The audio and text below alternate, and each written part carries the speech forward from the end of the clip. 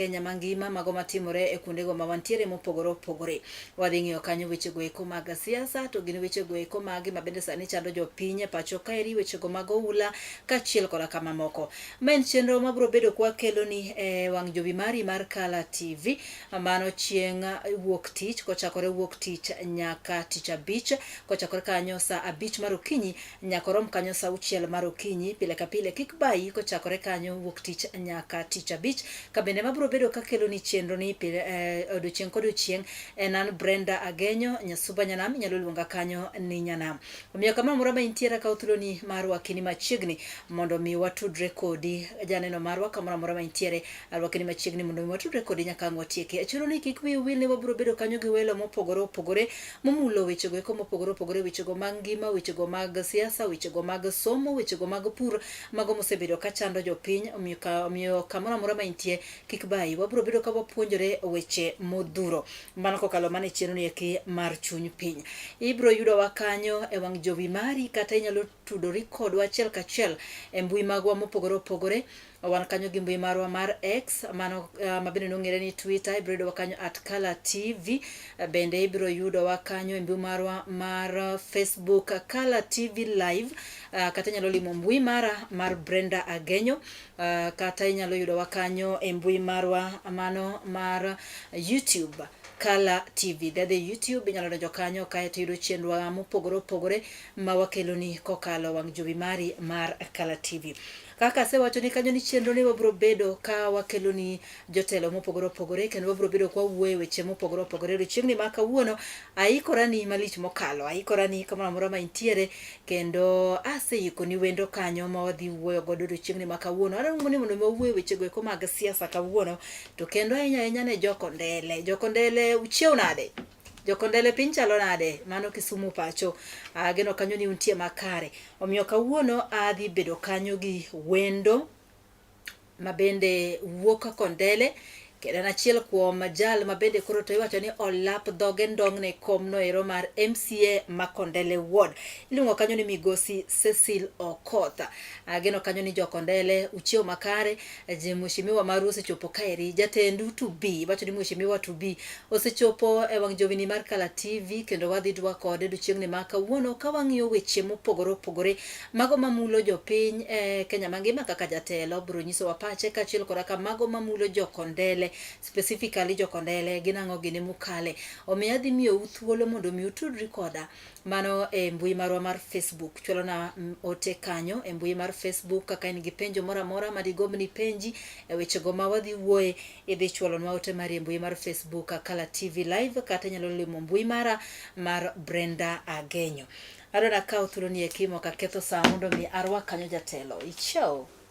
Good morning. Good morning. For the morning, I know ka en saa beach. Good morning. Good morning. Kondele dhi nade? Kondele chiwo maber. Kondele chiwo makare. Onge wach mora mora motimore okinyi ma kawuono. Ok waneno marach kawuono. Amor mar neni kichopo Kala TV odiochieng'ni ma kawuono mondo mi ilos gi jopiny ma Kondele. Kaachiel koda ka jopiny e Kenya mangima mang'iyowa, nikech ok jokondele kende mang'iyowa. En thuolo makende ma kawo marwaki ni feel at home. Wawacho Kala TV kae ni ma e odwa. Omiyo kamoro moro ma intiere ma e odwa. Feel at home. Maybe ami thuolo mondo mi iurni ne jopiny kendi inowuon. Samoro anaulora auli ne jopiny tawacho mana matin. Koro kapok wadhi nyime to nyalo ulori ne jopiny kendi inowuon. King'iyo kamera ka mondo iwachnegi ni to in ng'awa, to ang'o mokeli e Kala TV kawuono. Ne jowinjo na amosi uno yawo odiochieng' ma kawuono ni gi joma kia nyinga iluonga ni Cecil Okoth. Ajaseme to kendo aja Kisumu Kondele, mane kuma ntie kende kuma time ohala. Omiyo kawuono ane studio ka mondo mi watwage kanyakla, mondo mi wawinje weche matimore gi kaka wabe wanene, gi kaka wagombo ni piny obedi, mondo mi ji oyude konyruok gi yot moro mantie. Warakamano winjo kanyo kendo wacho ni en johala mano e bomani ma Kisumu e kar dak ma Kondele, kendo dwaro kom mar MCA ma Kondele Ward. Mane yiero maduong' mabiro higa mar 2027. Winjo kanyo magi weche moda wuoye kawuono. Kokwa ketho sa kaluwore gi sa. Yes. Mokwongo naneno ka jatend piny Kenya Laktar William Ruto otimo limbe mare gwenge ko mag Nyanza, olimo kanyo kaunti ma Kisumu, kama waneno kanyo ka choro kanyo chenro mopogore opogore mag dongruok en Kisumu no kanyo kochoro kanyo gedo mar reru no mar gachokolo ma bende biro wuok kanyo Naivasha nyaka Malaba. Bende ne waneno kanyo ka jatend piny Kenya olimo kanyo kaunti no ma Homa Bay, olimo kanyo kaunti ma Migori, nyaka Nyoro ne nitiere nyaka kaunti ma Siaya.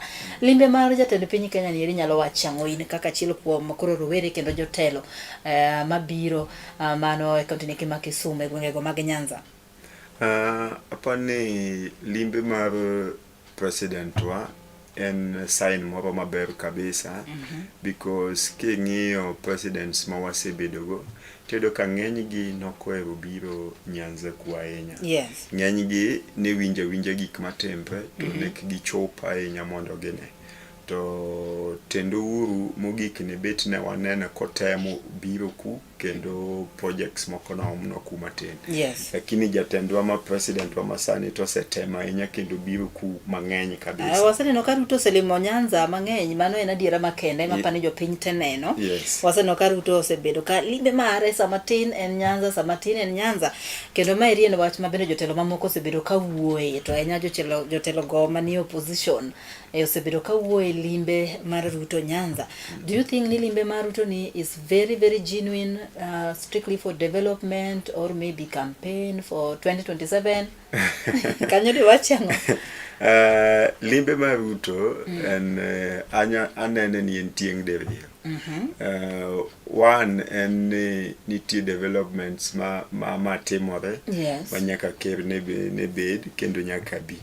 Because okenena ni koro no yiero ni koni modwa bire mang'eny. Yes. But iyudo ka development gi gin gik makata cross mang'eny gi chuno ni nyakobi owuon, kech nyocha wanene kaka kolonch Nyota. Yes. Tim Kisumu ka. Kendo sani ne wanene ka gil kolonch SGR kendo chako biro. Omiyo wan wago mahero kamano kendo wamor nikech iyudo ni koro sani wan go opportunity mar interact gi president direct, maonge ni wawinjo ga winja ni wan gi president Kenya kata ok wanene i Nyanza wa kendo i Kisumu wa. Yes.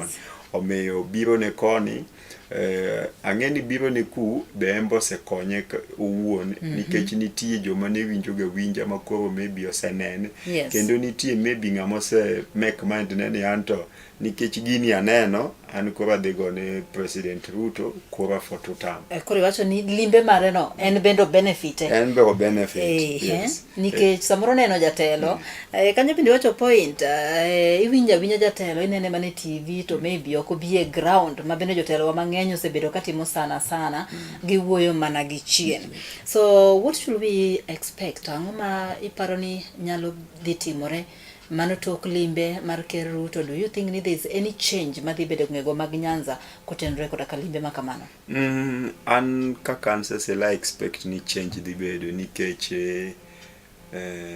reru le SGR en gima dhi omo pogruok kendo dongruok maduong' ei Kisumu waka. Yes. Nikech iyudo ka wadhi bedo gi terminus kuonde mabe stopovers nitie kaka Awasi, Sondu. Yes. Kano iyudo ka dhi yawo yore mang'eny makata ka ne yo onge kanyo to dhi chuno wang'ni koro nyaka los yo.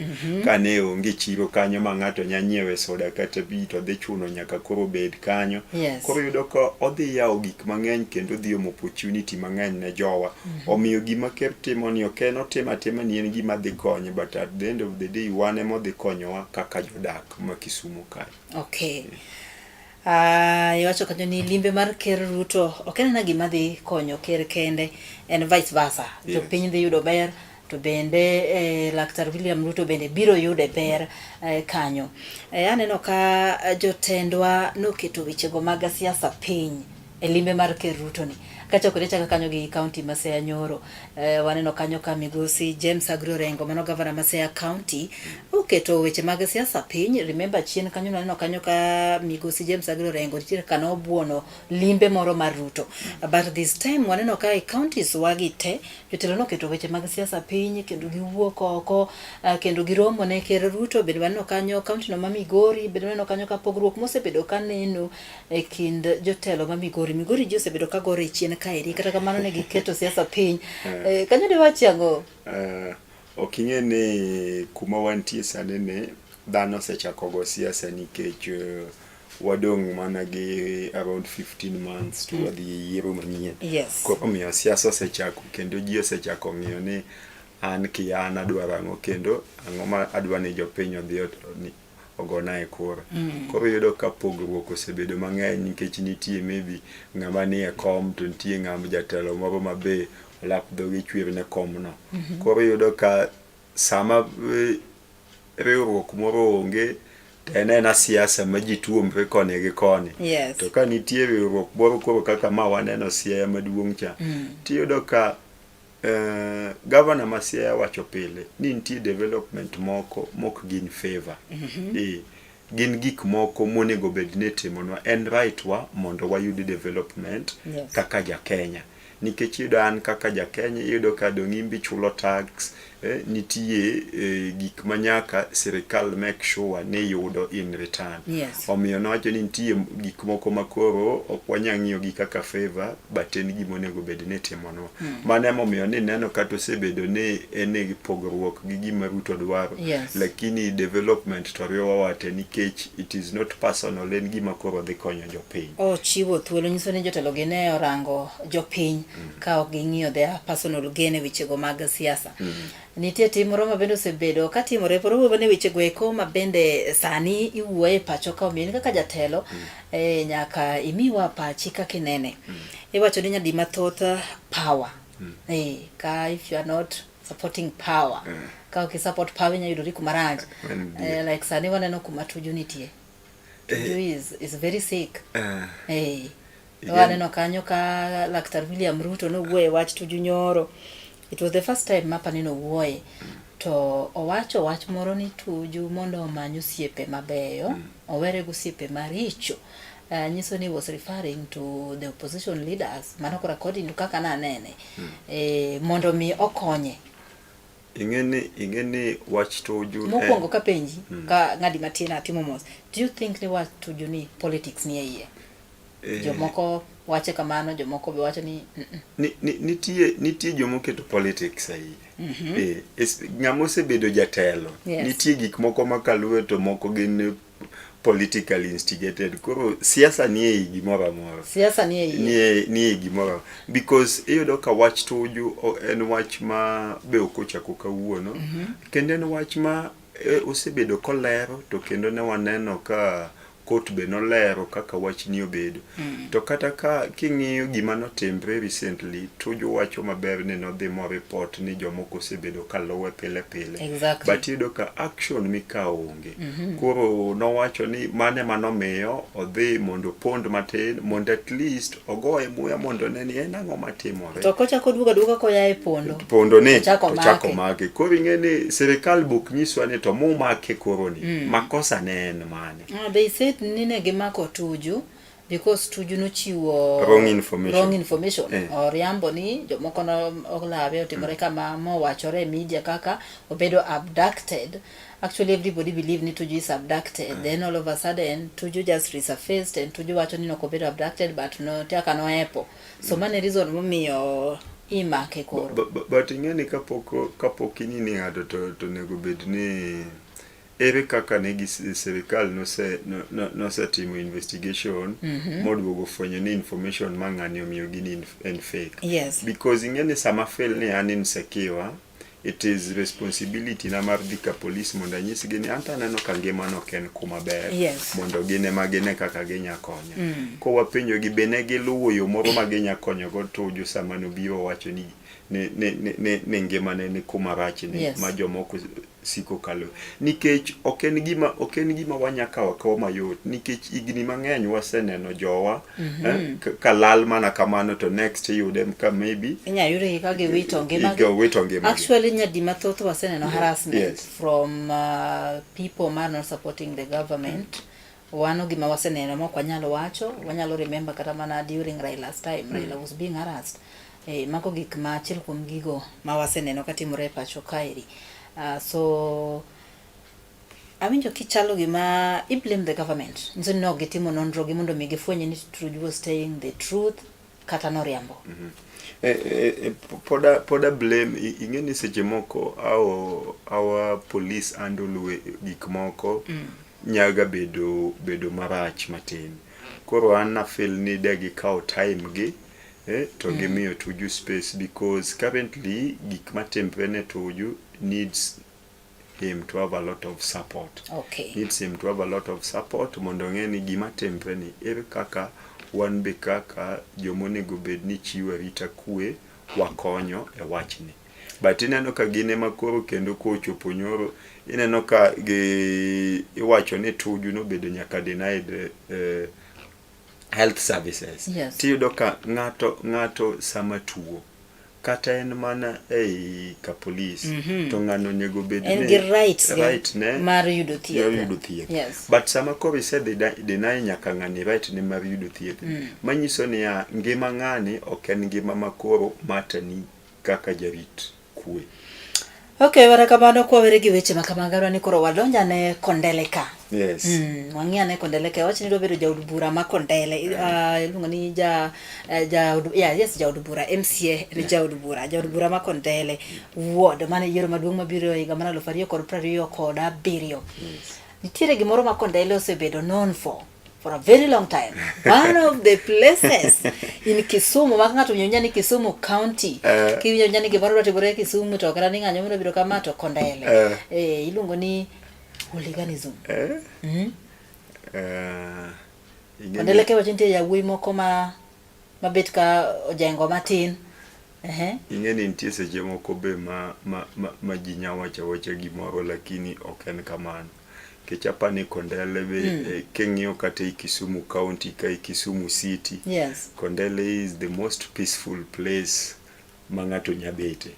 Nikech Kondele ne makata tidhi yudo ka Kondele no nigi 24-hour economy. What? Kondele no mokwongo ema wane gi supermarket matiyo 24/7 ei Kisumu mzima. Kondele ne makati di maso chiko tino to podi di yudu kuon gi ringo maliet ma ekotedi. Kondele. Itimo business money go 24/hour economy. Yes. So it means mondene biashara ilago bed ni temore manyiso ni waseng'iyo ni area wane sani wasekete mobedo kumoro maber. Chien kanyo maybe norach kalore gi kaka jotelo be mosebet gi kaka ji osebedo kadak. But wasetemo kaka wanyalo mondo waket Kondele obed kumoro maber ma ng'ato nyadaki gi yo makwe kendo nyatimo ohala e yo makare. So gisani kiwuoyo in kaka jatelo tiwacho ni weche go eko mag security sani ber Kondele. Security okanyacho ni ber ahinya but en gima wasebedo ko watemo mondo wane kaka wanyabedo gi environment moro maber ma ji nyatimo ohala e yo mokwe. Nikech kaparo wawang'adi matin last week ne wan gi case of someone mano yudo ka wito ngimane kendo wacho ni ne ng'ama ne mano car wash ne ng'ama no yudo komonji. So kinde ka kinde waseneno kaka ji yudo komonji e weche go komano nyiso ni weche mag security nyalo bedo ni samoro ok ber ahinya. So in kaka jatelo koponi koro jokondelo amwano mi chance magiketie komi bedo MCA margi. How will you handle this insecurity? Masani rachi kune moko Kisumu kota ahinyo kaluoro mar wacho Kondele is one of the places me wacho ni insecurity ok ber e Kisumu ka. Mano wach mokanya pengo yudo ka wasebedo gi shida mar security. Lakini an kaka nene to ingeni ei Kondele ward ka iyudo ka wan gi police to wan gi chief, wan gi assistant chief, to wan gi gimoro kendo miluongo ni community policing.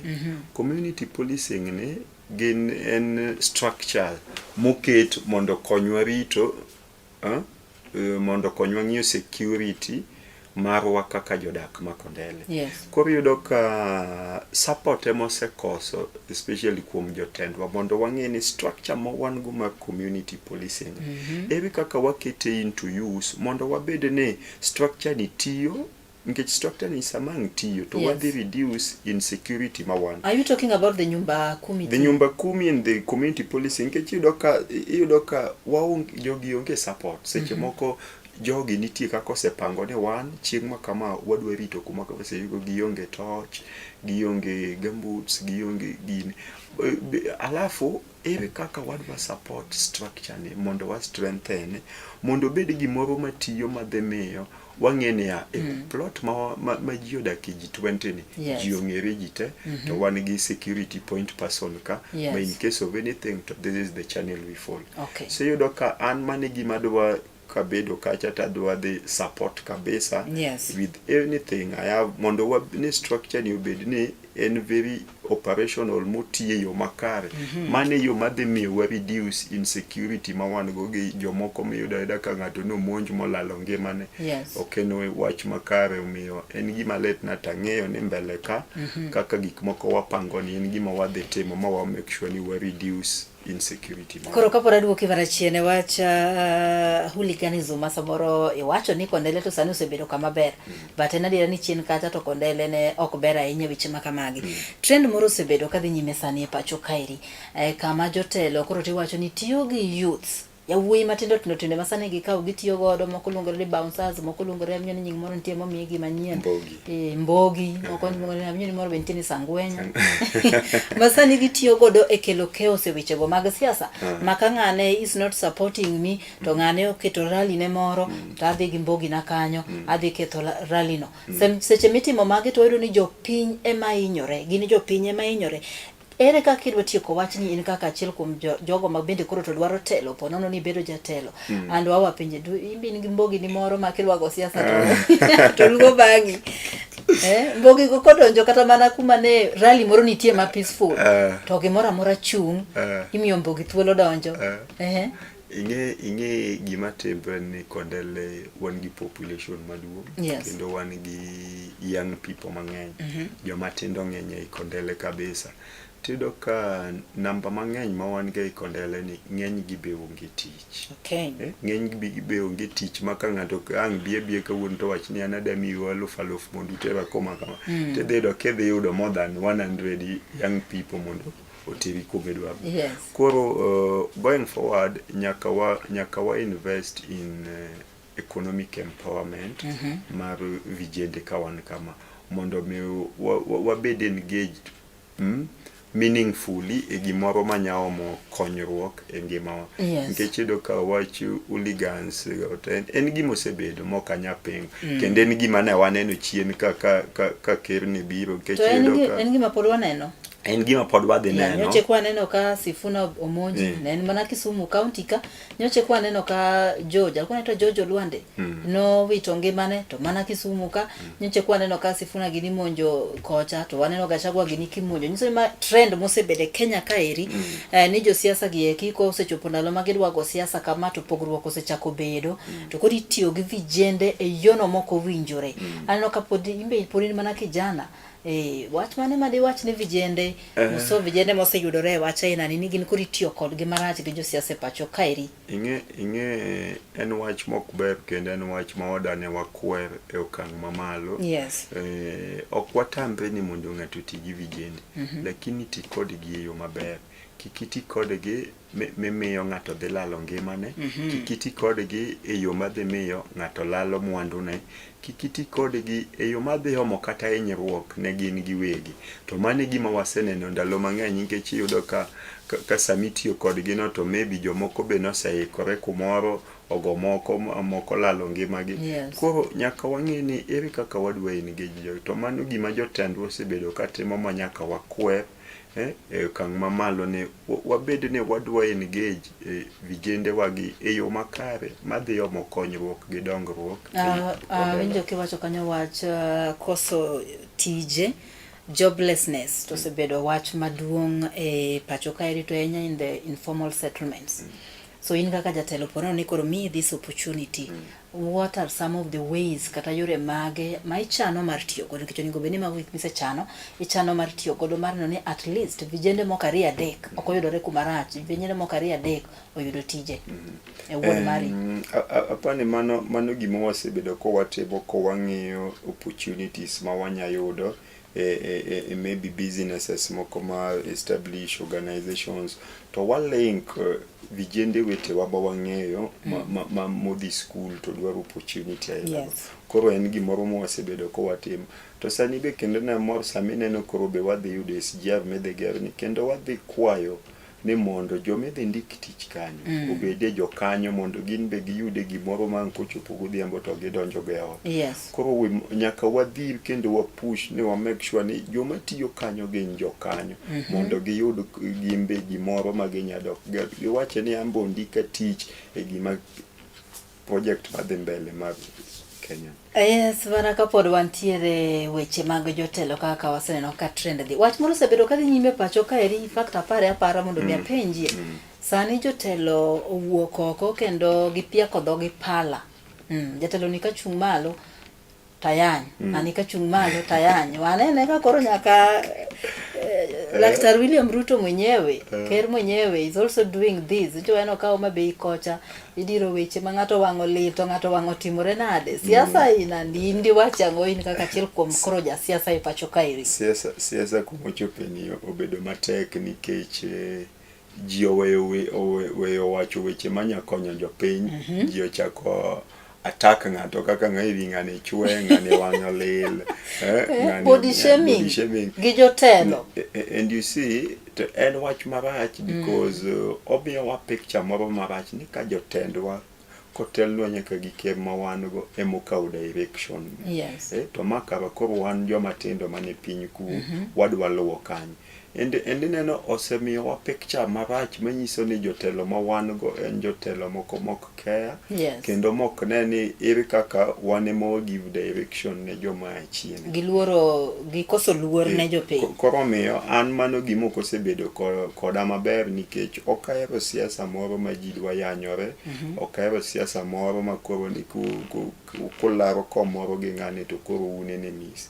You see, the only thing manika ni wapogore paro. Kaka ananeno ni onego tim gini, opogore gi kaka nene. But at the end of the day, konyruok ne wadwaro ka wate. Yes. Koro ken gima nyao, kama richa ema jopiny oneno ni ber nyomo konyruok. To mane ma jopiny mondo tigo. Jatelo winjo kiwacho wach moro kanyo ni okiero siasa mar agoko, siasa mar pogo piny. Tadwa nyisi ni e pacho kaeri, okang'eyo nyisa kaka plan mar neno ni go siasa ban gi kwe nikech anyisi di maybe poko chakora chaka malongo mbele kae iki weche nyalo ridore. Waseneno ka jo siasa gore nyaka eliete magirome in public ka jo siasa gore ka ng'ane joge ng'ane romo gi joge ng'ane to ji gore ni ng'ane ka die romo makamato ng'ane koro kik die romo no makata kanyo gwenge no to kinyisa ni luoro siasa mar agoko. Okero jogi dhi go ipiny. Nyap boka nyapa ahinya. Ang'ama nonyuol gi teko en mane okahero in gi ji gi kailago nikech ahero gimoro mitime yo makare manigi kwe manigi kwe madhi omo konyruok. To ing'eni wacho ga ni nitie sama ka ng'ato approachi e yo moro maro nitie wach miwacho ga ni fuwo igolo gi fuwo. Rieko bi loso gi rieko. Koro sama kochie kuma kochopo matek to koro yudo ka we kata ka in ng'ati Nyasaye to omuomi ka wiketo piny matin mondo i address wachni eka ng'imany mumbi kuma nitie. Omiyo wawacho ni okne okwadwa wadwaro ni wabed gi siasa ma peaceful, siasa mar kwe. Lakini ng'amo biro yo marach momo siasa marach to bobedo handled yo marach momo.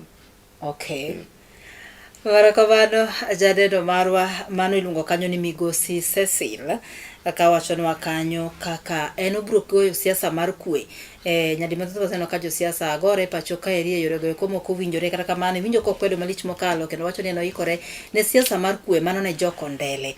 Wadhi e yweyo mana matin kaeto waduoga kendo wadhi nyime pod waikori mathoth kidhi mabor oteni machuok ichwalonwa kanyo mbui marwa mar Facebook mano Kala TV live kata yudo kanyo YouTube Kala TV, Twitter Kala TV, bende yudo kanyo e TikTok Kala TV, bende nyalo limo mbui mar Facebook Brenda Agenyo mando mi ichwalonwa ote mari kanyo wach ma nyalo bedo godo ne mheshimiwa Cecil.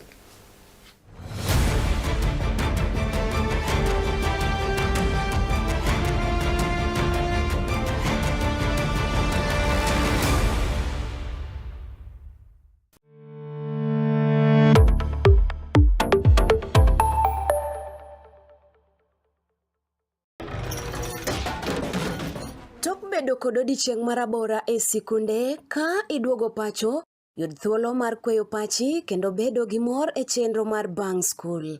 Chenro mar Bang School chakore sa 10:30 mamidhiambo nyaka sa 11 mamidhiambo. Kama inene katun mamori, ipuonjori weche mathoth, ibedo kod mor gi nyiero motimo Cathedral. Kik bai, Bang School. Chenro manigi mor lilo ne nyithindo duto. Kala TV, machiegni pacho ma e odwa.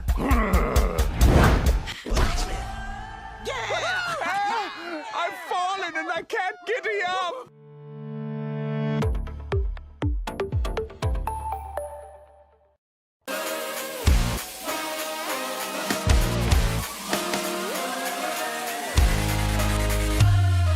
Komuch to wan kore duoko mag tuke mopogore opogore, jotugo motimogi, kuonde mag timogie, to gin tuke magi mabiro.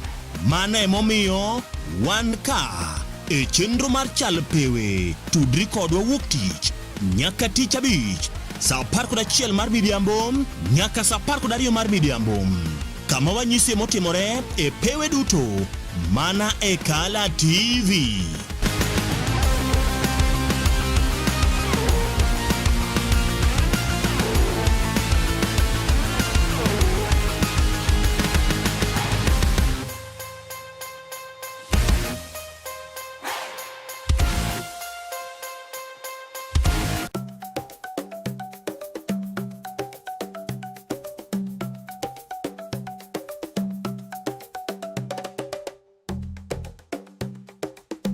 Be isegombo ng'eyo kit tedo chiemo ma opogore opogore, obed chiemo manyasani kata manyachon, machalo aliya, aluru, obambo, to kod mamoko mathoth. Machiegni tet manimba, chenro miyudo tiegruok mathoth e weche mag jikon.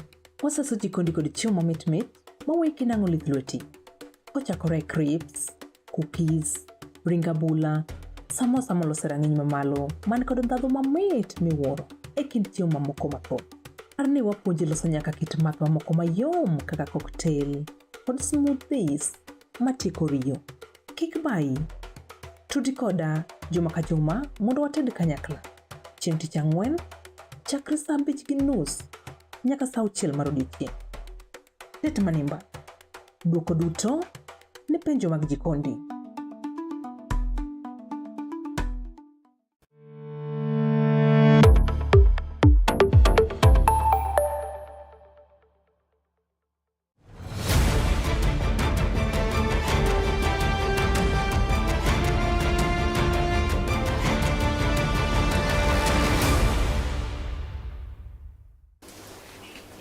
Marakamano janeno mar Kala TV med mana bedo kodwa wasidwogo kaeri abano to kaka wasemodho pi moro matin wara ni mondo mi wamed twaka koda ka jatelo mabende wan godo kae odiochiengni ma kawuono. Awacho kanyo nadhi somo moko kuom ote machuok ma wan godo mosedonjo kaeri. Victor Marsiaya wacho kanyo ni watching live, erokamano Victor Marsiaya kuom kete mane Kala TV. Ote machielo ngoni Omosh margi father abende wacho kanyo ni en bende oyudo wa gi sechgi. Kimere bana chulo nwa ote mari kanyo mbui maro mar Facebook Kala TV live adhi somo otego tok dakika machuok. Yes, mheshimiwa. Yes. Wach moro nitiere magombo ni mondo mi walose kata iwach ne jopiny address jopiny. Jopiny ma Kondele gin achiel kuom jogo mabende weche go eko mag oula koro to chando e pacho ka. Apani seneno ka e igani kende iwacho ni oganda jo Kenya maingo 3,000 midhiero mar oula osebedo kakale midhiero mar oula, mano igani kende. Mano wach manyicho yanga kai koda ka jatelo no mabendo chung'ne duol jatelo no iko mar iluongo ni Red Cross, duol no mar msalaba makwar migosi Maurice Onyango manyicho limo wae manyicho limo wae wang jowi marwa mar Kala TV. Nyocho yango nwa kanyo ni over 3,000 families jo Kenya ma osebedo kakale midhiero mar oula ni nyaka ne chakre. Ende bende king'iyo kanyo iwacho ni over 80 people osewito ngimagi nyaka no oula ni chakre ka most of the people wuok e county no ma Nairobi kalore gi mancho timore Nairobi. Atemo ng'iyo gwenge kuma Kondele kalore gi pi mabende sani koro to oula malich mokalo mantiere county ni ma Kisumu. Tanya jo ahero ne yuwa kanyo malich mokalo mano bang aora no kuma Nyando no muoch. Kaeto ang'iyo kanyo jo Kisumu wacho ni nitiere kuonde jo Kondele Kondele wacho ni nitiere kuonde moko in Kondele kama sani okalre nikech pi nikech chuodho mabende sani koro tikelo gi koth machwe kaka kanyo miluongo ni Konambuta. Achiel kuom kuonde go eko jodak makono ne yuago pi kachiel kora kaula ine kaka jatelo ma gin midhiero mabiro e kinde ka kinde. Wacho ulo konya wacho ni wach mopoyo wasani wan kaka jo Kenya kata mana jo Kisumu County each and every year ndalo ma koth chwe to ganda jo piny kale midhiero mar pi koni koda koni yore maricho mabende weyo toka ulo sekalo. So koponi yudo this post koro keti kaka MCA ma Kondele ward, ere yore go mineno ni samoro di kony godo oganda ma Kondele itieko weche go eko mag pi ma osebedo ka chando jo piny. Mokwongo duoko mos ne joma osewito ngimagi wach ma wan go ma pi mosebedo ka tero ji omiyo ok en gima onego bed ni wa experience gama wantie sana ni. Yes. Nikech magi mosebedo ka tembe year in year out especially ndalo ma koth chwe. Kendo ni winjo ka jatendwa mar party Dr. Buru no wacho ni onge kaka wanya wacho ni koth gi floods ma wan go sani en emergency. Yes. To magi ma wasebedo ko experience year in year out. Shida mantie ni kaka jotelo wase fail. Yes. Keto mikakati yo makare manyamiyo wadil gi calamity ma wan go ni. Tiyudo ka sana kalose Kondele iyudo ka mana kaka ng'ato wacho kanyo ni wan gi pi go oula matero ji kocha kowuok Konambuta. Yes. Shida ma wan go maduong' en ni ok ni wan gi kuonde mobedo flooded ahinya e Kondele, but wan gi shida mar drainage. Okay, poor drainage. Iyudo ka koth chwe mang'eny to nitie pi moro mawuok kowuok malo kona Lejo karidore arida piny kokalo call box. Yes. Kodhi adhiya imanya kodhi Konambuta. Koro kochopo Konambuta koro iwe mana ni en nam ka koth chwe. Yes. Tiyudo ka mano iyomoge shida mane waonge drainage maber e bath nderni wa ma wantie gi nikech iyudo ka ng'eny ji be nitie ing'ene e Kondele kuja. Yes. Ng'eny wan gi landowners mang'eny. Koro iyudo ka ng'ato odhi mogedo nyaka kumoro monego bedni moko onego bed nogede samoro e wang' oula. Iyudo ka koro en nodhi ogedo kanyo modino wang' kanyo koro pi manyo kumonego bedne luwo. Ing'eni pi samobiro mang'eny cha to ok detame luwo kuma wiyo osechimo cha. Yes. Koro iyudo ka mano e challenge ma wan go omiyo an gima neno en ni nyaka wabed gi conversation. Yes. Especially gima nawacho ni nyaka wabed gi conversation gi landlords within Kondele ward. To wadwa bedo gi sit down ni mondo wawinjre e weche moko adek masenene e Kondele. Yes. Wach mokwongo ma nyaka wawinjre en wach drainage no kaka onego bed ni kalo. Wach mar ariyo ma nyaka wawinjre en hygiene na weche go mag ler. Nyaka wawinjre nikech iyudo ka lande moro maybe nigi dhoudi maybe 30. To kata kuma ji konyore onge moro malong'o. Samoro en achiel mabendo lil mabe opong'o ni koro magi gik moko masewuotho maneno mawacho ni nyaka wabed piny ma wawinjre ni ere kaka wadwa konyre mondo mi hygiene marwa bobede maber nikech iyudo ka mago e gik mamiyo wabedo gi sewage mang'eny e kuonde e yore moko manie corridors. Yes. Because iyudo ka ji odak ka mang'eny, ji luokre, ji puko pige gi rie kanyo because onge kumoro molos maber ma ji nya konyre.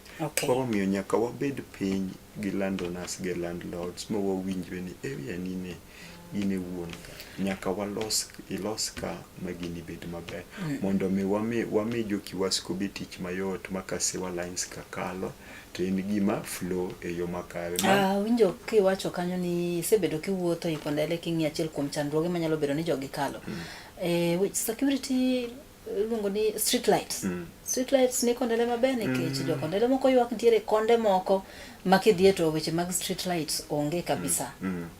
Koro mana ka tieko mana kaka koro en gima wabobet piny to wabedo gi agreement to wang'iyo kaka wanya konyore mondo mi walos gigo. The other issue in my street lights. Street lights and nitie kuonde moseket gi ma Kondele mang'eny. I think over 7 or 8 street lights within Kondele ward. But maybe challenge maintie en moko ng'eny gi sani ok ti because ing'eni gimoro kete yot but koro maintenance and management mar gino ema hapa ni osebedo matek matin. Koro wadhi Anna suggest ni gimonego bed ni be watimo onego wa focus again keto gigi mek solar mondo maybe we don't run into issue mane onego bed ni ichulo stima magigi lielgo. Ing'eni seche moko county nigi structures gi protocols manyakalo seche moko disbursement mek pesa gi obudho mama wang'eyo ni gideko ga to mano koro okonego meni koro gigi sim ting'ene sama gi sim no be koka ng'at moro be ma pache paro marach jenjori moro dhi ko advantage. Ing'e gima bedo marach samoro yudo ka samoro gigi nyalo sime area mauntiere dieri udak to ka jopiny ok owuok oko mogo koko jotelo lingthi jotelo nitie monego bed ni ng'iyo ni security light manoket kani koro koti koro nego watim nang'o. Yudo ka jotelo gi eki dhi adhiya kaeto giling. Maybe kwa dhi adhiya mapiyo piyo wechego eko mag thieth ncha neno ka jopiny moko ywak malich mokalo ne dispensary moro kanyo iluongo ni Kosawa. Chalo nade gwenge mag Kondele or what are you planning to do to make sure ni jo Kondele koro to dago ngima maber kendo giyudo thieth? Weche thieth ten weche mosebedo matek e Kondele kabisa but mbele ka Nyasaye dhi yawonwa yo kendo dhi telonwa ma wabed gi health center kata dispensary mo maber e Kondele ward. Kechiedo ka Kondele ing'eni en kuma uting'o ji mang'eny kabisa but yudo ka challenge mo wasebedo go higni gite en ni waonge kata dispensary moro maka ng'ato winjo ka emergency moro yudo tinyalo konye godo mapiyo piyo. Koro en challenge mo wasebedo go mok tang'a tambra nikech yudo ka hospital nitie ma is still under construction kendo an ga gi geno kendo gi yie ni maybe MCA ma wan go sani nyatieko gere kapok tam ne orumo. Koro mano geno mano go to maybe koko tiege tan mane madhi bedo number 1 priority na number 1 project mar neno ni jo Kondele yudo thieth because osebedo higni mang'eny nyaka nyuola madongo rom kama ko waonge health center kata dispensary Kondele then it means ni okwan kuma ber. Maybe atere mapiyo kalore koda kasana no ka podin rawera matin.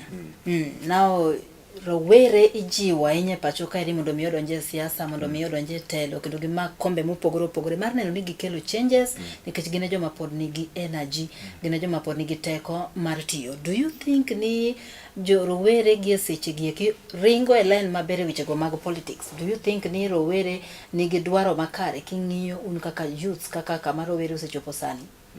Apane sani kineno gik matimore tiyudo ka joma tindo uwuok oko kabisa kendo dwani gibed jotelo kendo dwani gik moko tim e yo ma gidwaro manyamiyo gimbe gikonyre. Nikech yudo ka chien kacha telo noweni maybe joma dongo matin mok gin youth. Tiyudo ka sani king'iyo population kata mar Kenya tiyudo ka 70% of Kenya's population and youth. Koro miyo okwanya wuondore ni okwanya yudo kata 30% of youths mabedo elected. if 70% of Kenya's population and joma tindo, Yes. anga mono wa bedo gi 30% mag joma tindo be mobedo elected as leaders, because joma tindo gi a majority e Kenya sana. Yes. Omiyo sama gin majority Nso joma tindo ema sani ni koda ka teko mar yiero bende jotelo magidwa. Yes. Koro miyo nyaka wakaw opportunity ni kendo nyaka wakaw spaces mantie gi mondo wawach ni wan ema wang'eny. Omiyo mae sawa mar telo nikech gik ma wadwane watem gi be. Maybe joma dongo gi sani ok understand. Nikech ido ka sani technology ni malo.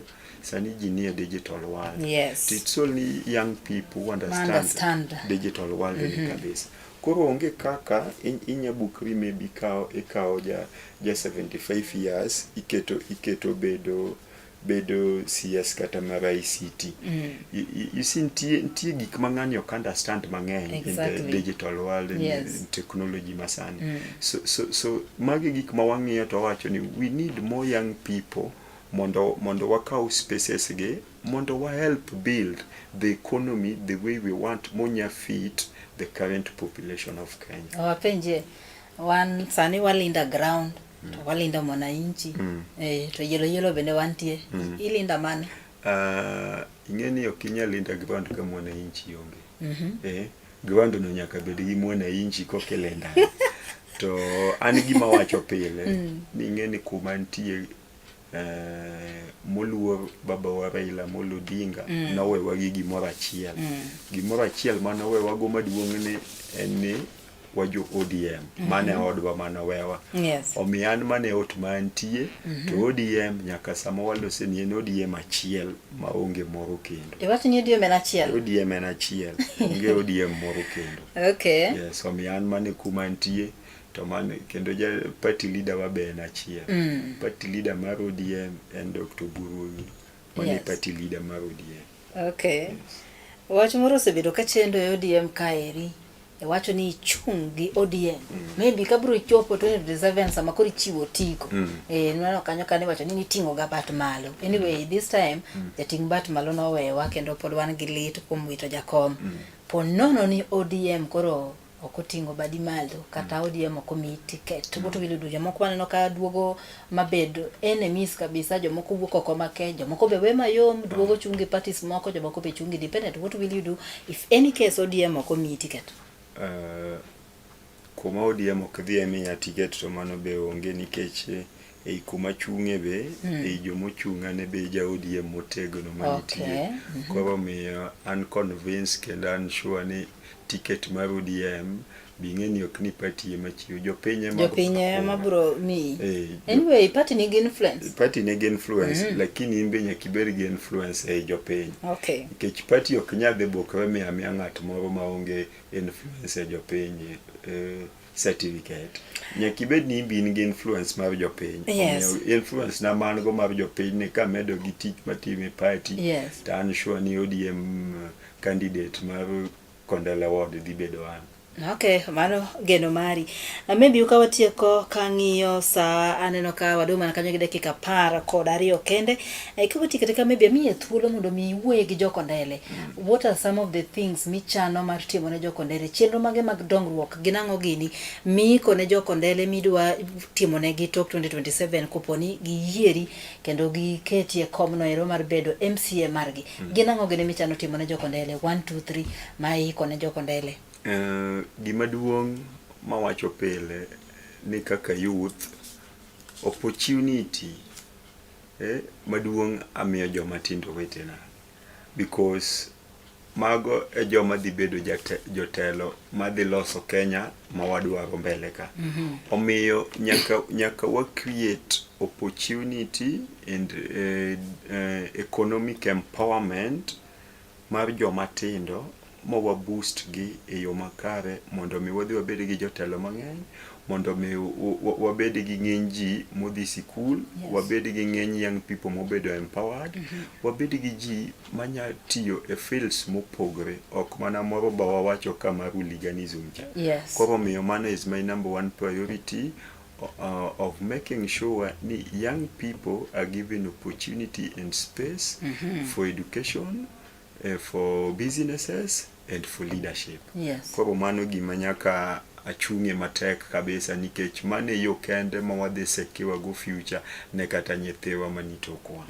Wach mar ariyo mabe wasewacho ka nyaka wangi issue mar insecurity manitie cha. Yes. To na wacho maber ni structure ma wan go mar community policing ma maybe ndalo mang'eny jotelo sechayo to ji osechayo. Nyaka waduoge into system to nyaka make sure ni ere kaka wadwa fund processes gi mondo bed gima tiyo nikech mane yo kende ma wadhi reduce go insecurity ma wan go. Yes. The third thing ma nyaka wangi is matters on education. School na waneno no chendo chien kata joma ne join grade 10. Grade 10 no neno matek. No neno sheda matek. Yes. Omiyo en conversation ma nyaka wachak bede go piny ka to the national level. Exactly. Because sane we are changing our education system. And if we are changing our education system, okonego bed ni system ma wa change ni bedo burden to the local mwananchi. Yes. System ni onego bed ni miyo locals teach mayot mar neno ne nyithindgi osomo. Yes. Koro mien conversation ma nyaka wabed go ma bed reviewed ma wang'e ne waketo mikakati yo makare mamiyo nyithindo ok chandre gi weche mek somo. Yes. Mano wach mantie ka. Then wach mogik en mar health ma wasewacho. Omiya hospital tang'e dhi tieko gero ne jokondele ka bedo MCA nikech governor ma wadhi bedo go nyaka winja yo mar health no kabisa nikech jokondele ng'eny madhi go kura mokwanya bedo ni wago kura to in return development moro manyakonyo wakwadhi yud. Omiyo mana dhi bedo kipaumbele mar dhiro ma make sure ni gini otimre yo makare. Yes. Ma wabedo go hospital moro machieng' moro wabroneno higni mang'eny.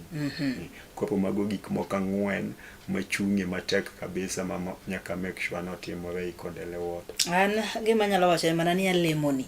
To gima nyaka wang'e ni en ni in kaka rawera kata a youth manyaka wuogo ko mar kaw kura. Iwinjo this movement mowuok manyien miluongo ni Niko Card.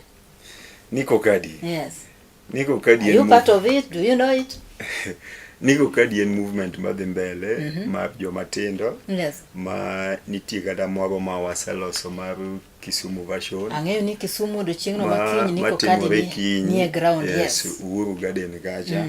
Makiny wan gi rado kanyo gokinyi ma wadwa mobilize jomatindo te mondo dhi okaw kura. Ing'e iyudo ka Niko Card ni nitie kata jotelo sane moyier moko ma temo aijake to ok gi understand basis mar ni Niko Card ni. Gidwa donje gi weche mag siasa. Ing'e ni issue mar Niko Card ni nochako gi jomatindo. Yes. To nochako gi Gen Z because pile winjo ka jomadongo loso kata ka jotendwa moyier gi loso. To wacho ni jomatindo gigoga dhogi to gitimo to gitim gimoro kata kura gionge godo. Kata kura gionge go. Ni ging'eny mane social media. Mane momiwa wuok oko mawacho ni this time. Yes. Wadwa nyisoge ni dhowa muneno wagocha. Wadwa reflect dhogni e ballot. Do you think ni siasa kubiro nye ing'en waneno ka Gen Zs nochake maliet pacho ka Gen Zs ne ngi rowere kendo ne liet. Anyway, jomoko mane otelo ne Gen Zs manwa paro ni magi maybe joma RBN this they were used. Tinde waneno gibana ka moko kuom giwero tuta. What happened? What we want to make sure not tomorrow. Any 15 million young people. Yes. Or register as voters. Okay. That is the starting point. How these 15 million are going to vote, mano dokoro wabo wacho mbeleka. Okay. But target ma wan go sane, and we make sure ni 15 million young people or register as voters. Wachne jo piny wachno. Maybe wuogi jokondele about Niko Card makiny timore kiny. Omiyo an kaka sese lakwayo jomatindo mapod ni Kondele Ward mapoko register mondo kaw kura, akwayo unu wuogo oko mondo register. Maka nitie moko mawinja sane makata moko maonge fair maonge ang'o makinya chopogo kanyo manya through joga manie ground wendo wadhi offer transport matero ji Uhuru Gardens kacha mondo ji register as voters. Omiyo mane mawach ma wan go nikech pile wacho ni selama dhi miyo wabed kuma wadwaro silama wadhi ge lweny mane mbele ni your voters card. Omiyo akwayo ni kila ng'ato moro mapoko register wuog oko mondo register mondo mi sama ji wacho weche mek development, sama ji wacho ne wan to kano kotimnwa makare to ibi feel no ti okotimni makare nikech ibe nego kura. Omiyo akwayo ni kila ng'ato mapok o register kaka voter owuog oko, ka nitie challenge please reach out mondo mi wanene wadwa konyo nade mondo kila ng'ato obed gi kura, nikech kura no ema dhi miyo wabed gi telo maber wadwaro ni. Warakamano janeno mar Kala TV wagoniero kamano kuom bedo kodwa nyaka ne wachaka kanyo. Kenano mana ka wachopo e giko mar chiro dieke. Wacho ni kanyo ni men chiro mabiro bedo katimore pile ka pile chieng' wuok tich nyaka tich abich kochakore saa 5 mar okinyi nyaka saa 6 mar okinyi. Kendo wabiro bedo kwafuno ni weche mopogore opogore, weche go mag siasa matimore pachoka, weche go eko mamulo ngimani, weche go mag thieth, weche go mag somo, weche go eko mag ohala. Kik bai, kik bed mabor gi wang jowi mari mar Kala TV. Inyalo yudo wa achiel kachiel mane mbui marwa mar Facebook Kala TV Live, kata inyalo yudo wa e Twitter kata X mano Kala TV, bende inyalo yudo wa e TikTok Kala TV, kachiel kod ka YouTube page marwa maen Kala TV. Med mana bedo kodwa warom kendo chieng' machielo ka Nyasaye yie. Mane tai en an Brenda Agenyo Nyasuba Nyanam.